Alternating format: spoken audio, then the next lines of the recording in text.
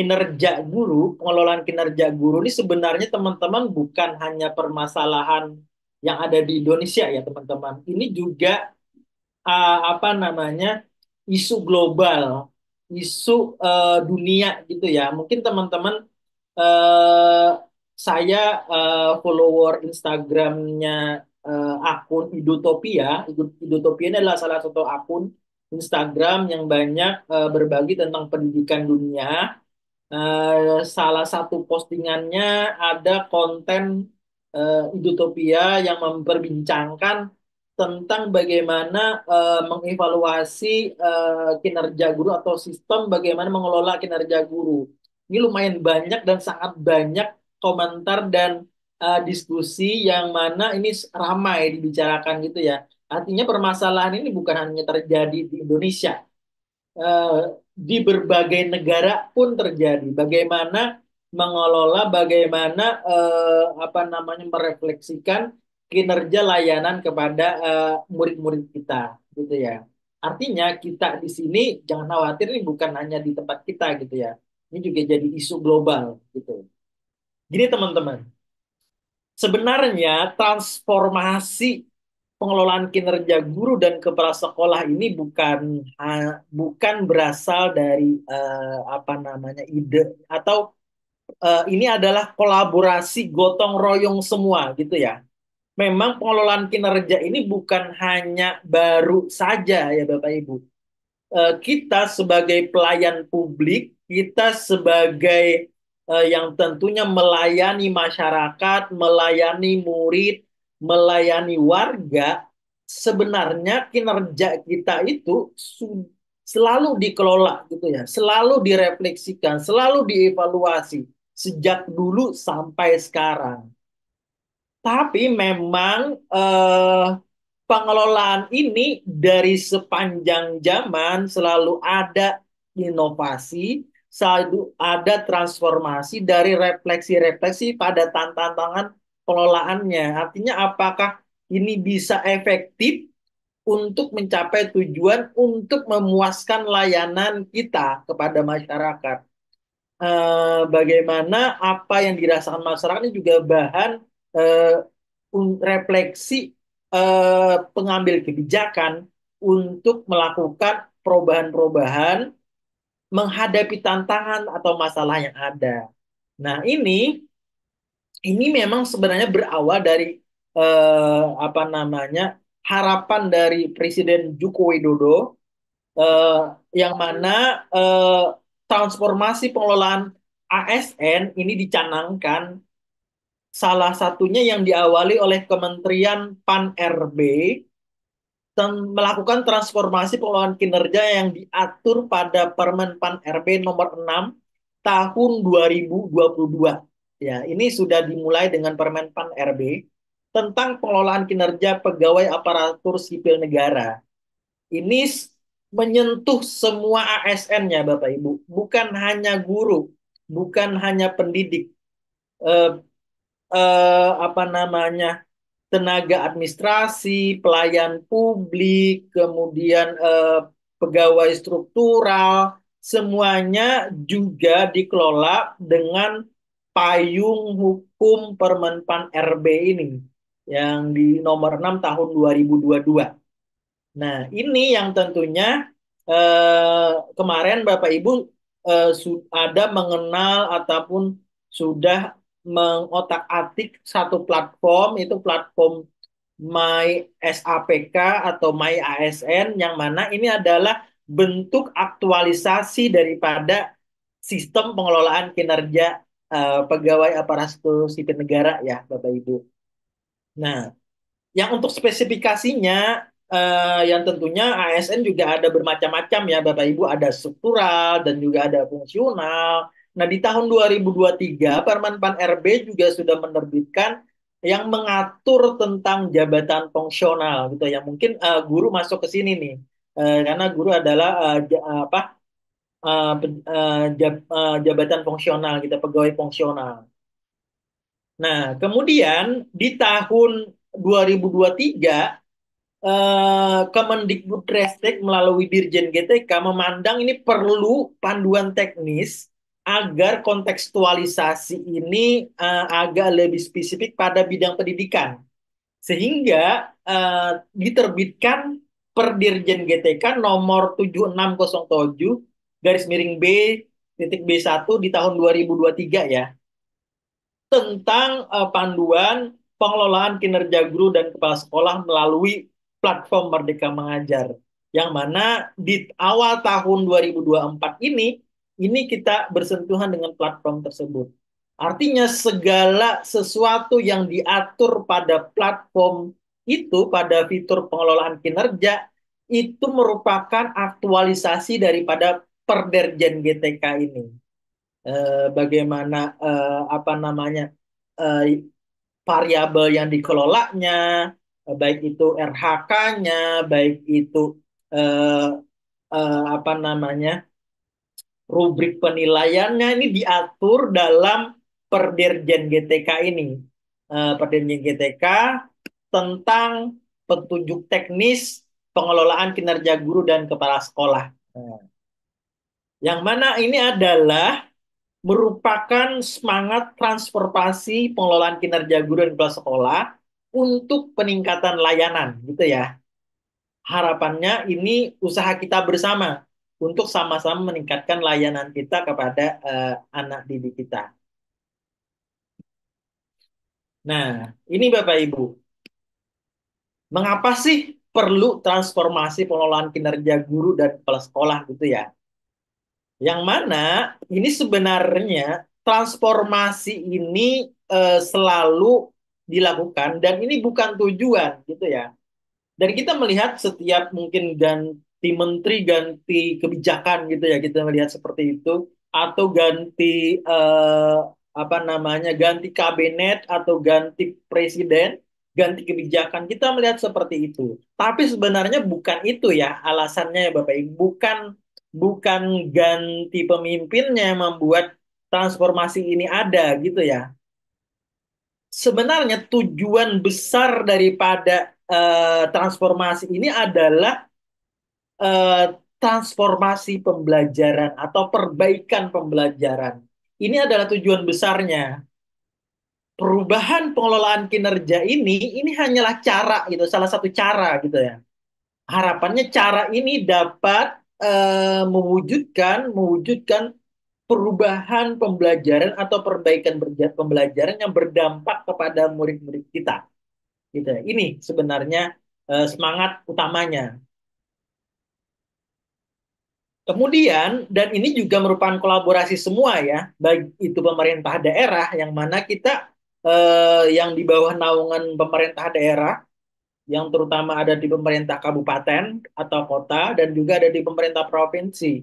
Pemerintah daerah yang mengelola sekolah, berbagai sekolah, yang tentunya di sekolah itu ada kerja tim beberapa pendidik, tenaga pendidikan, ataupun pegawai lainnya, dan juga ada pimpinannya. Dan ini dikelola nih, yang mana harapannya ini sama-sama untuk perbaikan pembelajaran.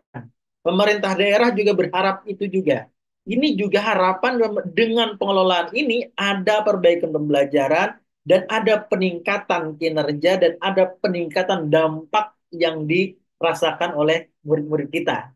Ini sebenarnya apa namanya why-nya. Kenapa perlunya transformasi ini? Nah, tentunya fitur pengelolaan kinerja yang ada sistem pada platform Merdeka Mengajar ini adalah alat bantu ya Bapak Ibu. Ini adalah alat bantu. Ini bukan yang menilai.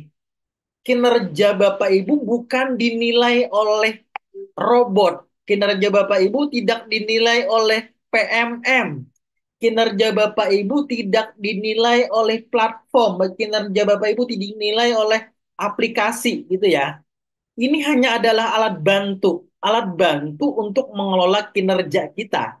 Untuk mencapai tujuan organisasi kita yang mana teknisnya itu didelegasikan kepada pegawai oleh pimpinan langsung gitu ya.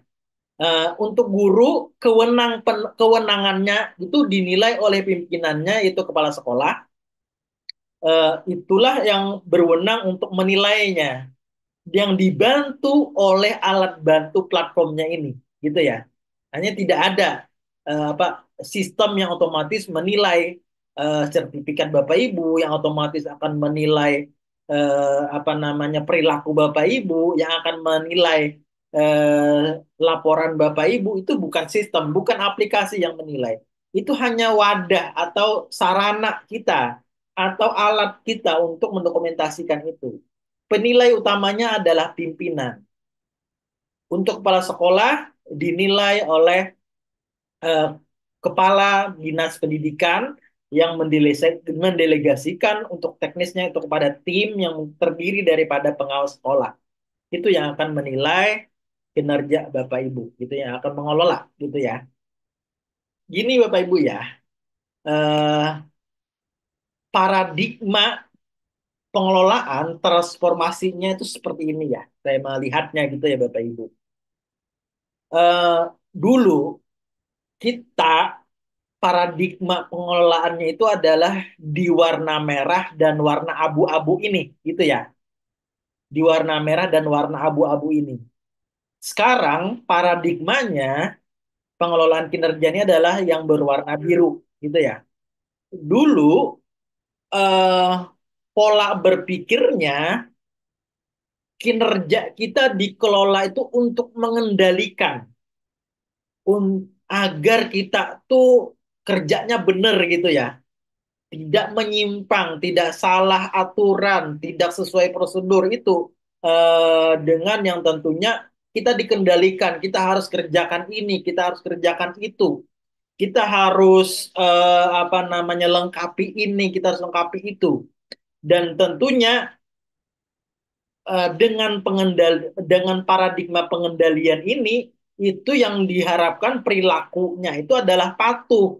Kita harus patuh pada segala tuntutan dari pengelolaan kinerja tersebut. Kita harus memenuhi tuntutan yang diharapkan pada pengelolaan itu. Sehingga kita berupaya agar kita berkinerja bagus, segala kesalahan, segala kekeliruan dari kinerja kita itu akan kita upayakan ditutupi gitu ya. Karena apa? Karena kalau kelihatan masalah yang ada di sekolah kita, masalah yang ada di kelas kita, itu kita bisa dianggap tidak berkinerja baik gitu ya. Karena kita dikendalikan mindsetnya. Itu dulu. Dan yang tentunya kinerja kita untuk itu, untuk memenuhi tuntutan, untuk memenuhi kontrol yang ada pada pengelolaan kinerja. Kemudian ada juga selanjutnya tuh ada pencapaian paradigmanya ya. Ada penargetan. Kita diharapkan bahwa dalam 1 tahun kita harus ditargetkan kinerja kita begini, begini, begini, gitu ya. Dalam 1 tahun kita ditargetkan harus menghasilkan administrasi segini. Dan tentunya juga banyak centangan, indikator yang harus kita kejar, gitu ya. Yang harus kita isi semua. Nah, ini adalah dengan penargetan. Dan perilaku yang terbangun itu orientasinya pada target, orientasinya pada centangan, sehingga apa namanya murid yang sebenarnya yang menjadi fokus utama dari layanan kita tuh terabaikan karena kita apa namanya target itu dilihat daripada administrasi-administrasi yang di eh, apa ada borang-borang yang harus kita kejar ke situ. Nah, dan ini juga aib atau kekeliruan itu juga berusaha kita tutupi. Dan ini kita tidak munculkan karena dianggap kita tidak capai target. Dan kita dianggap ini kinerja kita juga masih buruk gitu ya, masih kurang baik gitu ya. Nah, lalu kinerja ini paradigmanya berubah. Kita tidak untuk dikendalikan. Kita bukan lagi untuk dikontrol. Kita bukan untuk ditargetkan. Targetnya kita bisa milih sendiri. Kita bisa menentukan sendiri nih, mana target kinerja kita dalam 1 semester ini nih. pada kebijakan ini nih. Karena mindsetnya itu adalah pembelajaran. Yang namanya pembelajaran itu Bapak Ibu, itu apa namanya kesalahan itu adalah hal biasa. Kesalahan itu diakomodasi. Kena kesalahan itu dibutuhkan dalam pembelajaran gitu ya. Kenapa? Kalau kita belum salah, saya percaya kalau saya belum salah, saya belum belajar gitu ya. Tapi ketika saya menemukan kesalahan, dari kesalahan itu saya akan belajar, saya akan cari akar masalah pada kesalahan saya itu. Kenapa sih? Apa sih yang membuat saya salah gitu ya? Apa sih yang membuat masalah saya ini? Saya akan coba cari solusinya seperti apa. Oke, apakah suara saya kurang jelas? Eh, Semoga jelas ya. Oke, jelas ya. Terima kasih Bapak Ibu. Nah, artinya kalau salah, ini yang tentunya yang akan kita upayakan jadi bahan pelajaran. Nah, yang mana dengan paradigma pembelajaran ini, sehingga ini dipastikan akan ada peningkatan individu dan tim. Kita akan terus meningkat. Saya yakin kalau paradigma kita ada pembelajaran, selalu ada peningkatan, selalu ada perubahan. Karena apa? Karena kita adalah makhluk belajar. Yang namanya makhluk belajar selalu ada peningkatan. Kita adalah pembelajar sepanjang hayat, belajar dari lahir, dari buayan sampai ke liang lahat. Dalam setiap harinya kita selalu belajar. Meskipun kita lulus keluar dari bangku sekolah, kita bekerja, dalam bekerja pun kita belajar, belajar menyesuaikan, gitu ya. Ada penyesuaian baru. Kemudian besok ada lagi hal baru yang kita pelajari. Meskipun itu tidak apa namanya jadi mata kuliah, jadi mata pelajaran, tapi itu adalah perilaku belajar kita dan itu yang akan kita kuatkan pada pengelolaan kinerja ini. Dan pasti akan terjadi peningkatan gitu ya pada tim dan maupun individu. Nah, karena ini juga paradigmanya adalah pembelajaran yang tentunya yang didukung oleh pemerintah, yang didukung oleh para pengamat kebijakan itu adalah dukungan belajar gitu ya. Yang termasuk platform Merdeka Mengajar ini, platform ini adalah bentuk dukungan belajar buat kita. Kita didukung dalam satu platform, dalam satu genggaman, yang mana segala bentuk sumber belajar tuh ada, jutaan sumber belajar. Banyak video contoh pembelajaran kita suka ambil di platform ini. Kemudian perangkat pembelajaran, modul ajar, modul project, kemudian segala macam apapun yang kita butuhkan ada belajar semuanya tersedia di platform ini. Ini adalah bentuk dukungan dan kesempatan kita untuk belajar apapun yang kita butuhkan gitu ya. Nah, kemudian karena paradigmanya adalah pembelajaran, maka harapannya yang terbangun pada perilaku kita sebagai guru dan kepala sekolah adalah perilaku belajar. Dan kita akan terus belajar, gitu ya. Dan tentunya belajar itu bukan hanya sesi seperti ini. Kita harus ikut webinar, harus ngobrol seperti ini. Ngobrol santai pun di sekolah saat jam istirahat itu juga belajar. Ketika kita ngobrol dengan teman-teman sambil ngopi, sambil makan-makan, ada terjadi percakapan, ada terjadi tukar informasi, itu juga belajar loh. Itu yang akan kita bangun gitu ya. Sehingga percakapan-percakapan yang muncul di ekosistem kita di sekolah itu adalah percakapan yang saling membangun eh, pembelajaran gitu. Nah, sehingga karena paradigmanya pembelajaran, kekeliruan itu menjadi kesempatan belajar, bukan menjadi aib lagi. Tidak perlu kita tutupi lagi masalah di kelas. Anak-anak yang suka membolos, anak-anak yang tidak mengerjakan tugas, anak-anak yang susah diatur, itu nggak perlu ditutup-tutupi lagi. Munculkan itu jadi rencana kinerja kita. Dengan kita munculkan permasalahannya di kelas, kita berupaya akan mencari solusi pada permasalahan di kelas. Yang mana nantinya harapannya kita akan menemukan solusi. Dari solusi tersebut kita ada mempunyai pengalaman. Dan situ ada pengalaman belajar yang tentunya pengalaman itu akan membuat kinerja kita naik, akan membuat kinerja kita akan berprogres. Itu yang akan kita bangun dengan pengelolaan kinerja ini. Gitu ya. Nah, kemudian Bapak Ibu, eh, transformasi pengelolaan kinerja ini pun juga apa namanya selalu berjalan gitu ya, bertransformasi. Karena apa? Sebelum 2023 23 dulu kita mengenal untuk ASN itu ada pengelolaan kinerja karirnya menggunakan Dupak, ada apa penilaian angka kredit, perhitungan angka kredit bagi ASN yang mana ini seperti ini nih. Di situ juga ada penilaian kinerja guru dan juga ada penilaian kinerja kepala sekolah atau PKKS. Dulu ada dari manual, kemudian ada juga ke bentuk platform atau aplikasi. Ini adalah bentuk daripada transformasi ya, yang masa sebelumnya.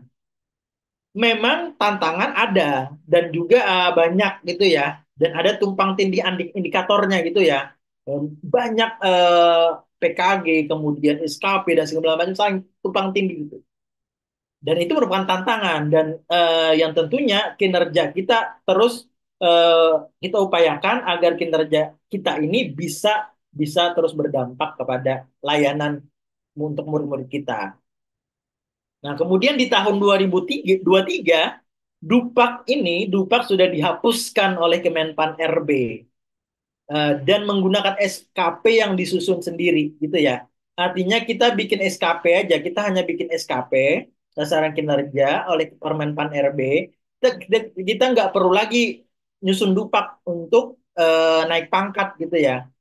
Kita cukup dengan SKP aja pada tahun 2023.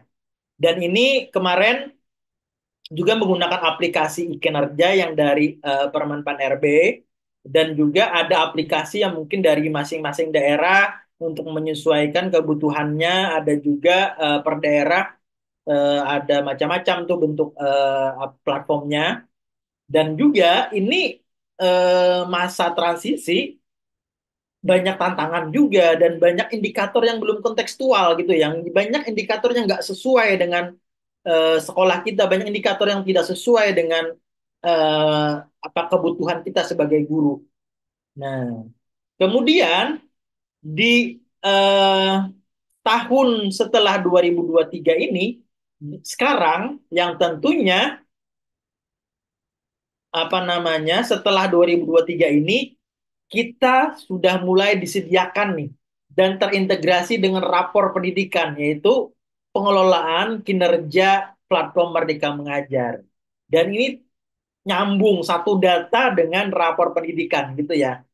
Apa-apa yang dibutuhkan dari rapor sekolah kita agar sekolah kita bisa memberikan solusi, agar ada data yang dari sekolah kita tuh dapat dibenahi permasalahannya, ini bisa direkomendasikan dengan satu data secara sistem kepada fitur pengelolaan ini, dan ini terintegrasi gitu. Kita tidak perlu lagi bingung capek-capek baca rapor pendidikan, memahami sendiri, kemudian menafsirkan sendiri pada rapor pendidikan itu. Ini secara sistem dibantu oleh PMM menerjemahkan rekomendasi dari rapor pendidikan kita, sehingga ini nih yang kita butuh kerjakan ke depannya gitu ya. Nah, kemudian ini juga aplikasi ini terintegrasi dengan e-kinerja Permenpan RB. Sehingga guru dan kepala sekolah tuh nggak perlu double kerja. Nggak perlu mengerjakan e-kinerjanya Permenpan RB, nggak perlu mengerjakan e-kinerjanya Pemda, nggak perlu mengerjakan kinerjanya daerah.